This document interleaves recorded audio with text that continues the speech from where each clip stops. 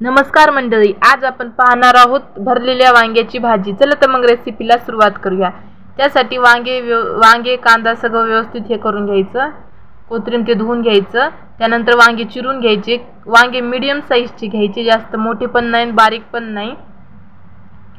आणि चिरल्याच्या नंतर लगेच पाण्यामध्ये टाकायचं, नाहीतर वांगे काळे पडतात।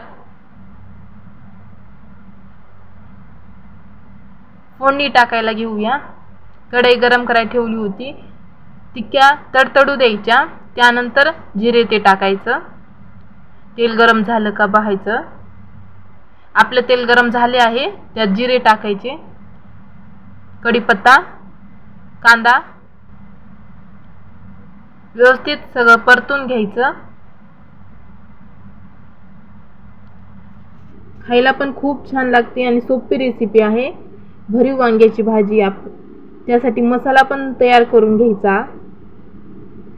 मसाला टाकायचं, शेंगदाण्याचं पीठ, थोडंसं डाळीचं पीठ मिक्सरमधून फिरून घेतलं होतं, लाल तिखट, थोडीशी हळद,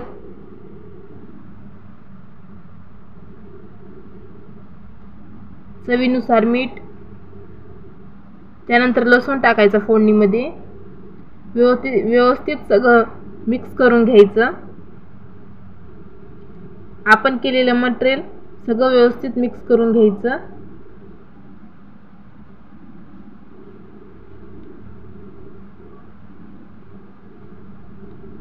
खायला पण खूप छान लागते आणि एकदम सोपी रेसिपी आहे। आपण चिरलेले वांगे पाण्यात टाकले घ्यायचं, त्यात व्यवस्थित ते भरून घ्यायचं मटेरियल। अशा प्रकारे दाबू भरायचं।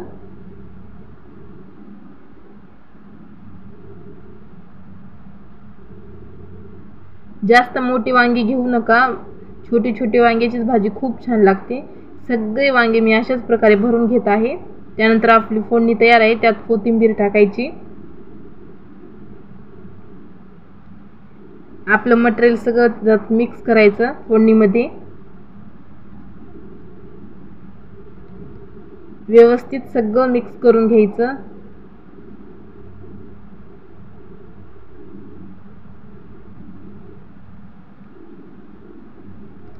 हे पहा, थोडंसं पाणी टाकलं आहे मी।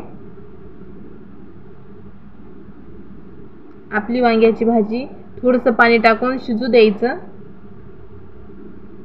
थोडं वांगे मऊ पडेपर्यंत थोडं शिजवायचं। हे पहा, असं